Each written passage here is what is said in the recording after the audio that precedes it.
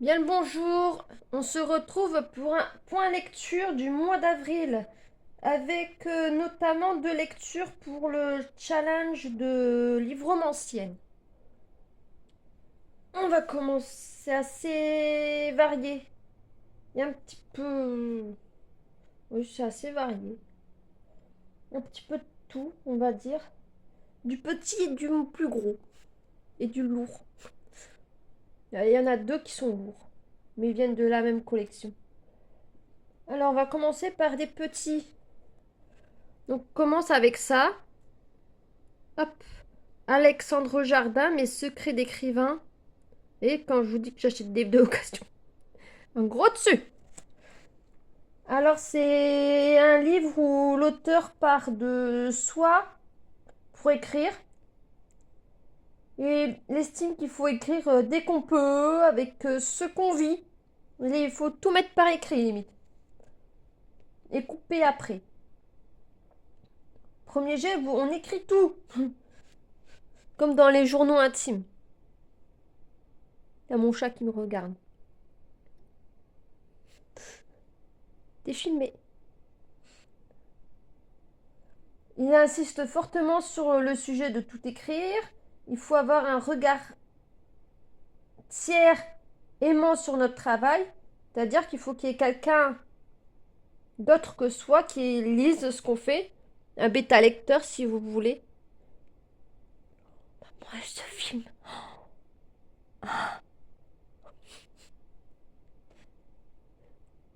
Mon chat me fixe. Il faut écrire avec liberté, écrire tout ce qu'on ressent. Même si ça gêne certaines personnes, il faut tout vider.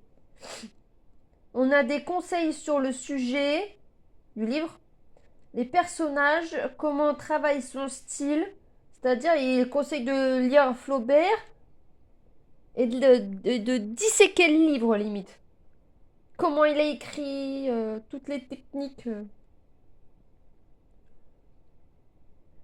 Émouvoir, enrichir son texte sur le plan, lire du vocabulaire, faire un carnet de vocabulaire par rapport à son sujet. Et retravailler le texte jusqu'à ce qu'il soit parfait. Et avoir des lectures variées aussi. Par contre, même s'il y avait beaucoup de conseils, j'ai trouvé que c'était parfois un style assez direct.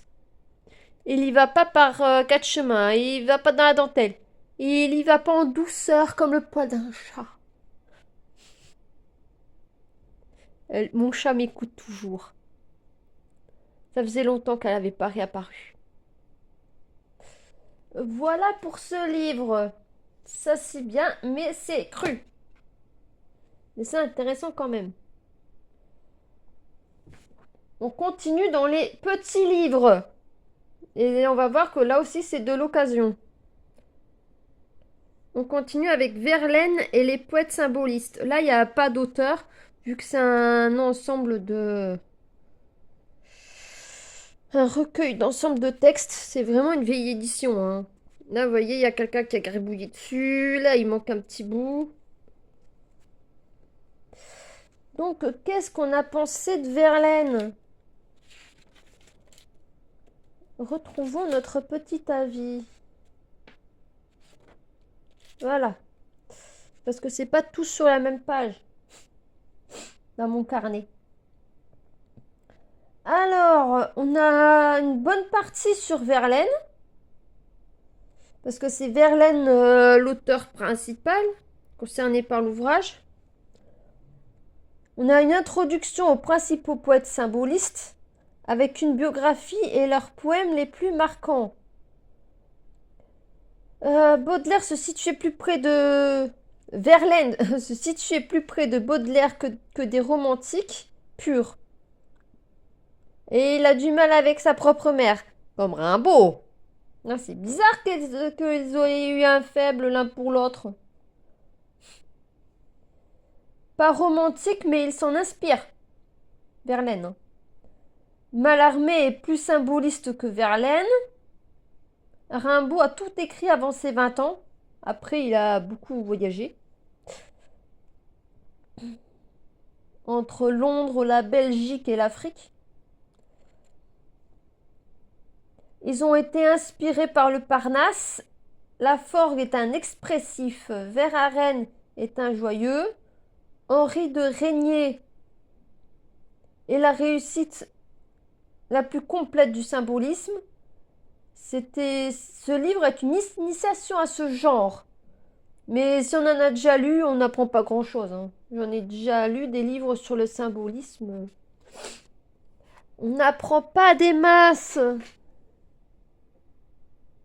Ouais, j'ai lu Le Mallarmé.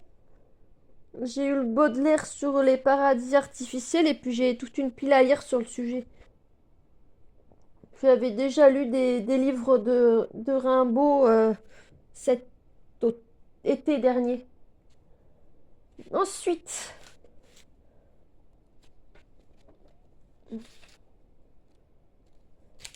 on continue avec de la Dark Academia qui m'a pas mal marqué. Hop là.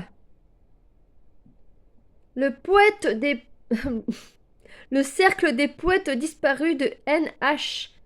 Claiborne. Vous voyez, il y a quelques petits machins. Puis il y a pas mal de petits papiers au milieu. Je l'ai lu en une seule journée.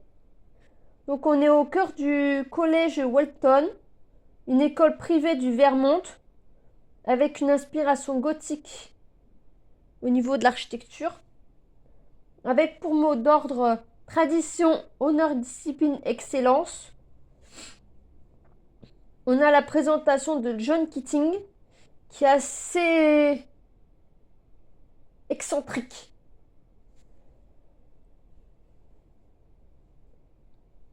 Qui veut faire ressentir à ses élèves la passion de la littérature, la liberté, l'expression des sens.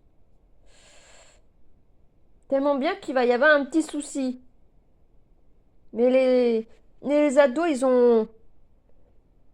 ont besoin de se défouler. Alors, la matière le cours de ce prof, ça va être un petit peu leur défouloir, mais ils vont pousser ça un petit peu plus loin. Et ça va pas plaire à certains parents. On ressent déjà la fragilité d'un élève. C'est un collège très sévère. Ils y vont pas par la douceur. On parle de soumission des fils à leur père. On a des aperçus des cours avec trop de devoirs à faire. Même moi qui n'allais pas en soirée et qui n'y vais quasiment plus non plus à l'heure d'aujourd'hui, il y a des devoirs que j'aurais pas pu rendre en temps et en heure. Parce qu'au bout d'un moment, mes yeux ils veulent plus, mon cerveau non plus. Hein.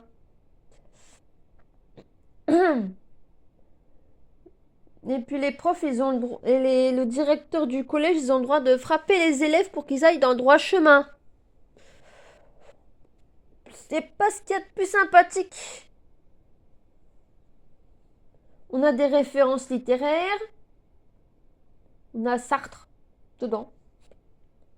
De la poésie diverse. Dire avec un prof de poésie, ça allait être un peu logique qu'il y en ait. Hein. On a une invitation à profiter de la vie à chaque seconde. C'est un stimulant, un souffle de vie pour âme désespérée. Pas.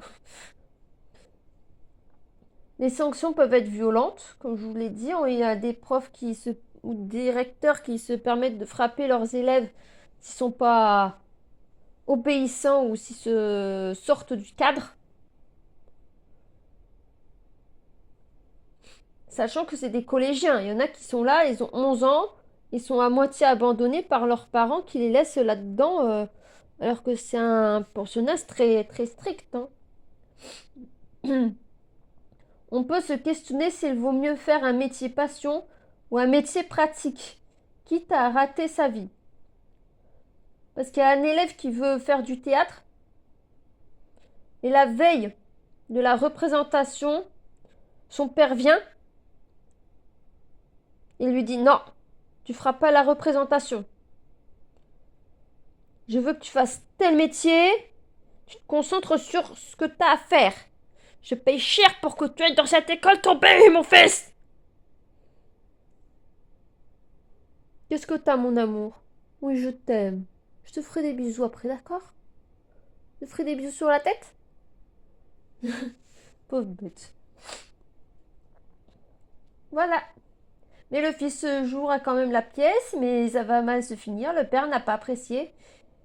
Et de toute façon, c'est marqué derrière, hein. Même si le drame, le suicide d'un adolescent déchire finalement cette expérience unique. Même si Keating doit quitter le collège, il restera pour tous celui qui leur a fait découvrir le sens de la vie. Voilà. De toute façon, c'est dans la 4e de couverture, on sait qu'il va y avoir un suicide. Vous direz pas comment? Vous le lirez, vous voulez savoir. Bon, c'est un vieux classique, hein. Date des années 90. Ou du moins pour cette parution-là.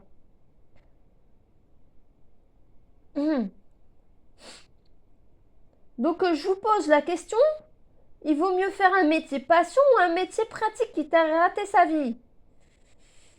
Vous avez une semaine pour répondre. Je plaisante. Par contre, je n'ai pas apprécié qu'on déchire les pages d'un livre, même si on n'est pas d'accord avec l'auteur. Oui, parce que Keating n'est pas d'accord avec l'auteur d'un livre sur sa matière et demande à ses élèves de déchirer le chapitre. Apprenti bibliothécaire, j'ai un peu eu du mal à supporter la chose. Et puis même, je sais qu'il y a pas mal de gens qui aiment les bouquins qui supportent pas ça non plus. Voilà. Mais sinon, ça se lit bien, hein. J'ai dévoré en une journée. Et j'ai marqué quelques pages.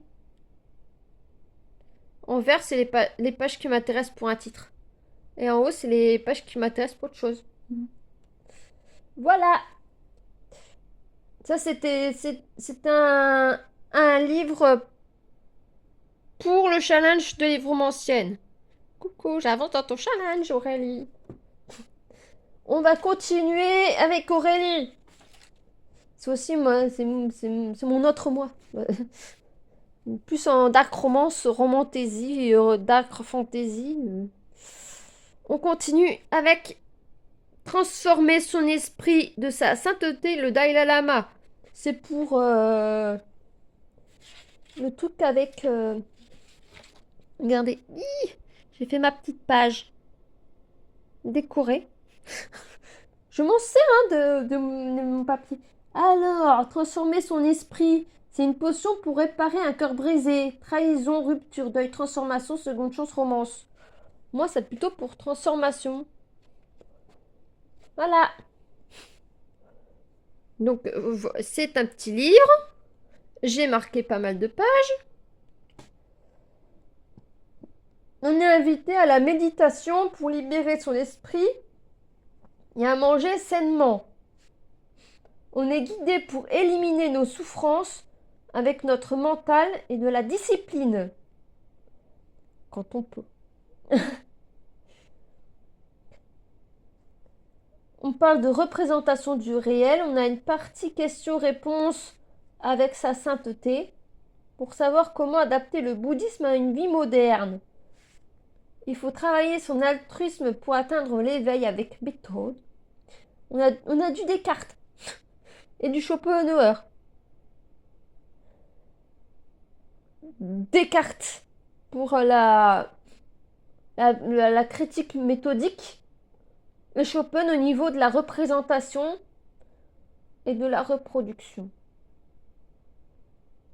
Mais bon, quand on sait que Schopenhauer s'est inspiré du bouddhisme, c'est pas étonnant.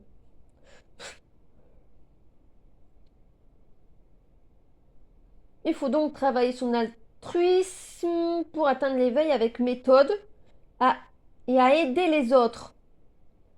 On parle du libre arbitre. Pour sa sainteté, la reproduction de l'espèce n'est pas une obligation. Schopenhauer était limite contre la reproduction même.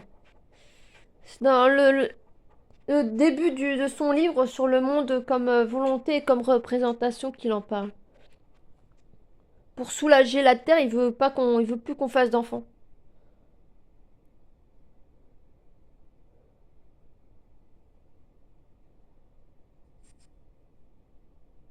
C'est mon chat. J'ai mis une clochette pour qu'on l'entende passer. Pour éviter de lui marcher sur les pattes. C'est pour sa santé physique. Pour pas qu'elle souffre. Parce que des fois, elle vient vers nous. On est assise, on la voit pas passer. On se lève, on lui marche sur la patte. Et elle est mal. Elle a mal et on doit lui courir après pour la réconforter, s'excuser. Du coup, là, j'ai trouvé une clochette avec un petit ruban rouge qui était à la base à une gourmandise de Pâques, si vous voulez. Et je l'ai mis en collier. Comme ça fait joli. Et puis on l'entend. Même si quand elle se gratte avec gling gling gling la nuit. Mais bon, au moins on sait qu'elle est là. Voilà. Du coup, ça c'était très intéressant, le Dalai Lama. Ensuite, un livre sur lequel je suis un petit peu plus critique.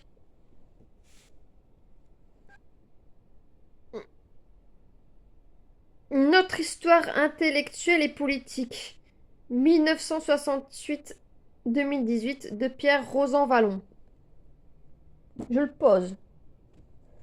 Alors, la première partie, l'auteur analyse les conséquences qu'a eu mai 1968 jusqu'à ce jour avec ses désenchantements et les colères des gens. Il veut nous aider à nous émanciper de ce climat de la dislocation de nos sociétés et économies avec le terrorisme. Il pense qu'il va falloir de la volonté pour s'en sortir en ouvrant grand les yeux et en faisant de la généalogie. On a du Nietzsche. À savoir que Pierre Rosan Vallon était très à gauche à l'époque. Et il a vécu la politique de gauche de l'intérieur.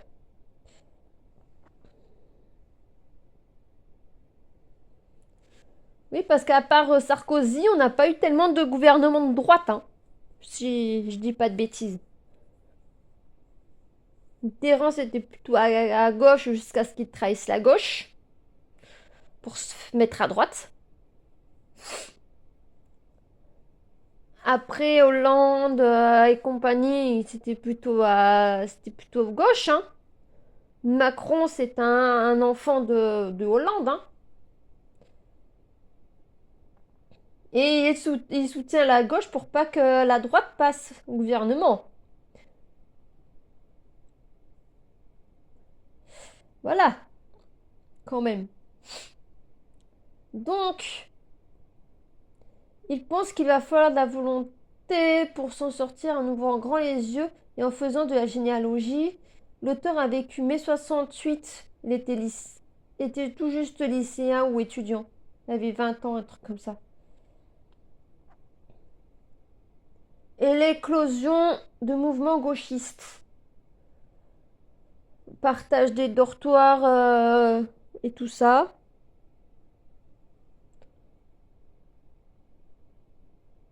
On a commencé avec les effets de langage, la révolution des mœurs.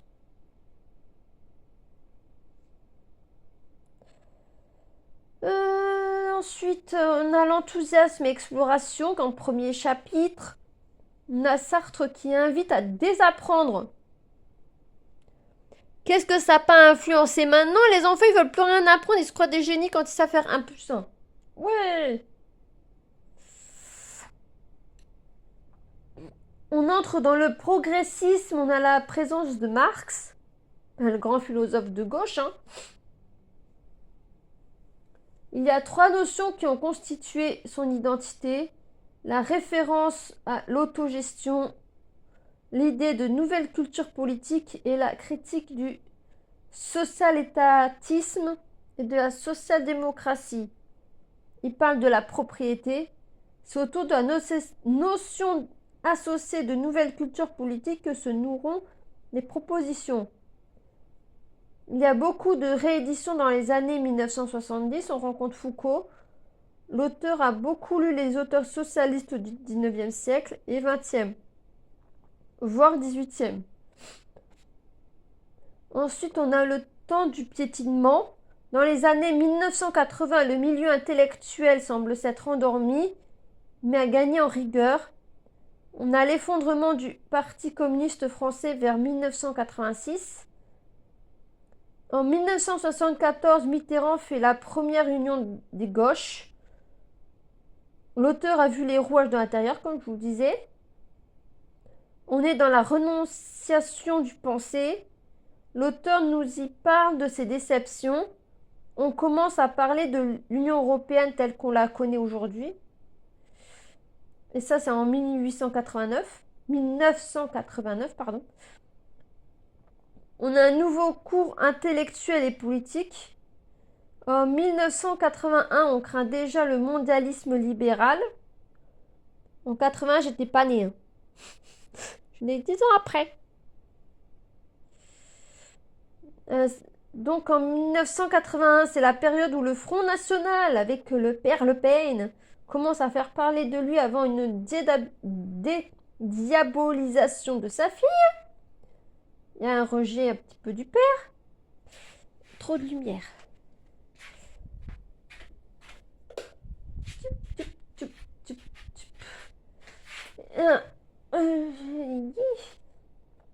Donc l'auteur parle de ses déceptions face aux inactivités des présidents Hollande et Sarkozy. Macron est à peine cité, hein. Il n'a pas eu le temps de faire grand-chose. Le livre, il a été publié en 2018. Macron, il est à peine cité. Donc c'est pas lui qui est jugé là. On commence à avoir des partis souverainistes, du Pont-Aignan entre autres, et les plus anciens, et des auteurs critiques des gouvernements passés et présents, et du parti de gauche dit progressiste. On parle d'individualisme et d'auteurs du 19e siècle. Ensuite, on a un chapitre sur les tâches du présent. On parle de liberté et des philosophes du 18e siècle. Il y a un petit passage en Angleterre sur le libéralisme. Ensuite, on a un petit chapitre, une petite partie sur l'individualisme, la discrimination et le populisme. Donc c'est pas... Alors c'est pas un ouvrage purement historique. C'est pas des faits, tac, tac, tac, tac, tac. En telle année, il se passe ça. C'est un auteur qui rêvait, qui vide son sac et qui exprime de manière méthodique quand même, par partie. C'est assez bien structuré, ça se lit bien, là il n'y a pas de souci. Mais c'est un auteur qui vide son sac sur ce qu'il a vécu. Il ne va pas dans la dentelle. Quand il y a quelque chose qui le gêne, il l'écrit. Il l'écrit. Voilà. Après, il faut vraiment aimer ce genre d'ouvrage pour le lire. Voilà, j'ai marqué quelques pages quand même. Il y a des petits passages qui m'ont intéressé, mais yep, il n'y a pas grand-chose. Ensuite, ceux-là, je vais pas les porter.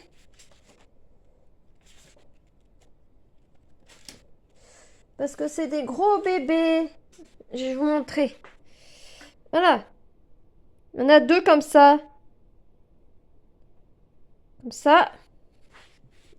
Vous voyez? Des gros bébés. Voilà, vous avez les deux titres en même temps. On va faire la chronique du 1 puis la chronique du 2. Vous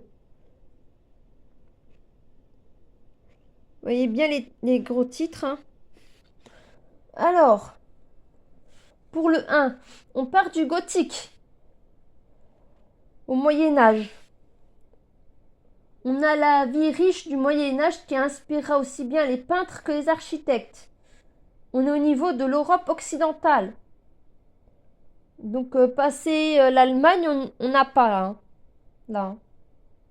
Je précise, ça a son importance. Donc, on est au niveau Europe occidentale avec des inspirations gréco-byzantines. Je précise parce que dans l'autre, on aura la Russie. Hein. Et même le Japon. Les riches ont du goût pour l'art et c'est le début des collections d'art. Il y a eu des crises dues à un manque de réalisme pictural.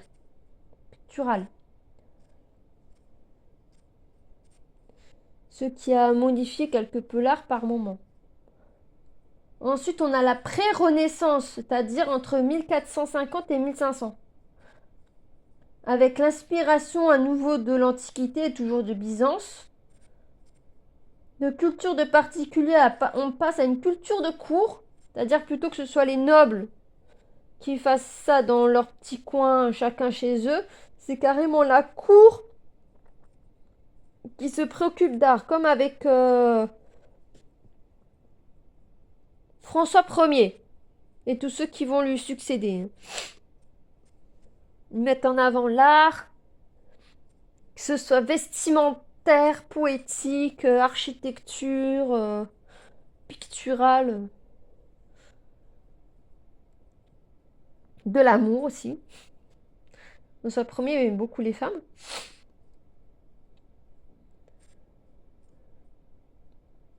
On a une mise en avant des mythes grecs.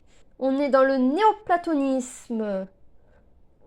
Si vous ne savez pas ce que c'est le néoplatonisme, je vous invite à aller voir ma vidéo sur Platon.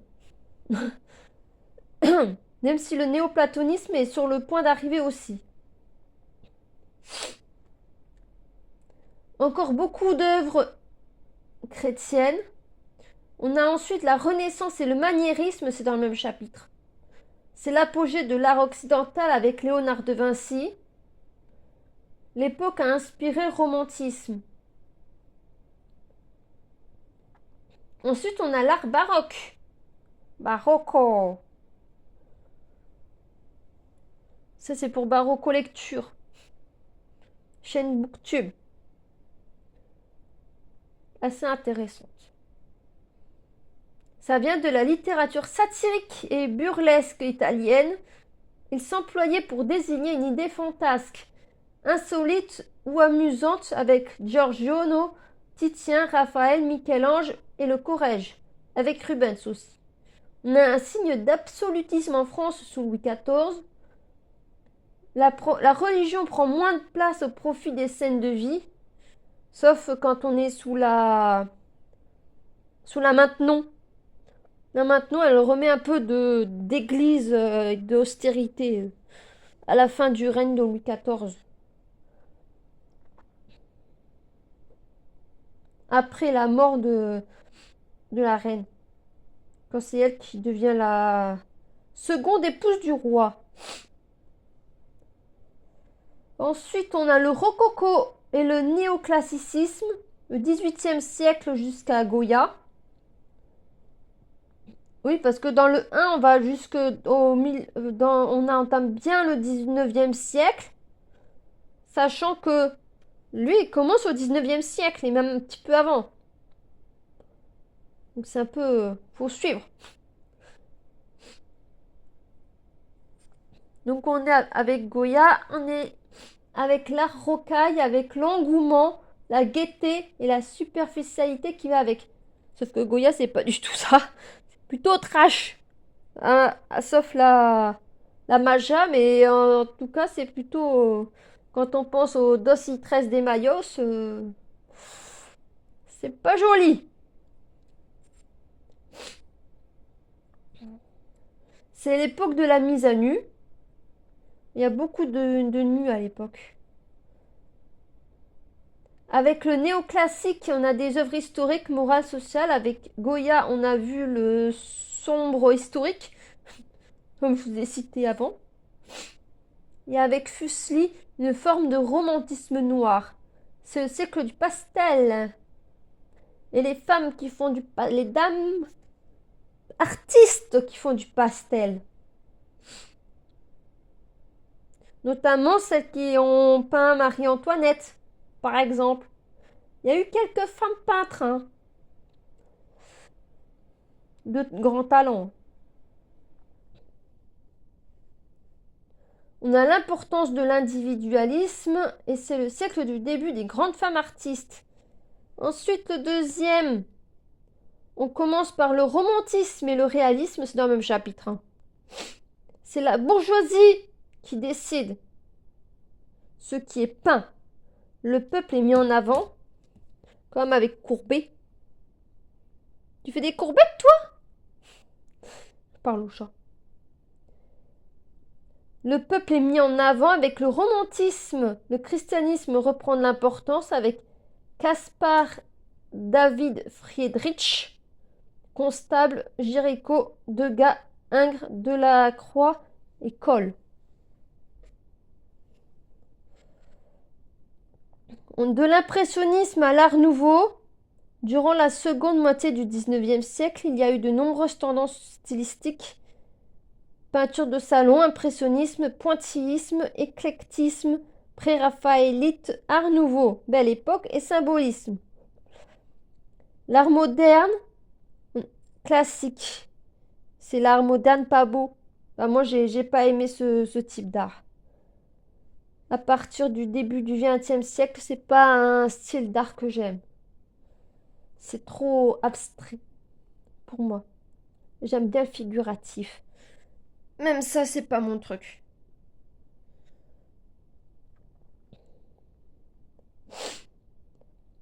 Donc, c'est la peinture de la première moitié du XXe siècle. L'Occident s'étale jusqu'en Russie. Vous avez dit qu'à un moment, ça allait jusqu'en Russie. C'est l'arrivée de l'art abstrait, du surréalisme. On a ensuite la peinture contemporaine de la seconde moitié du XXe siècle à nos jours. On a de nouveaux matériaux et supports. Maintenant, ils peignent avec tout et n'importe quoi.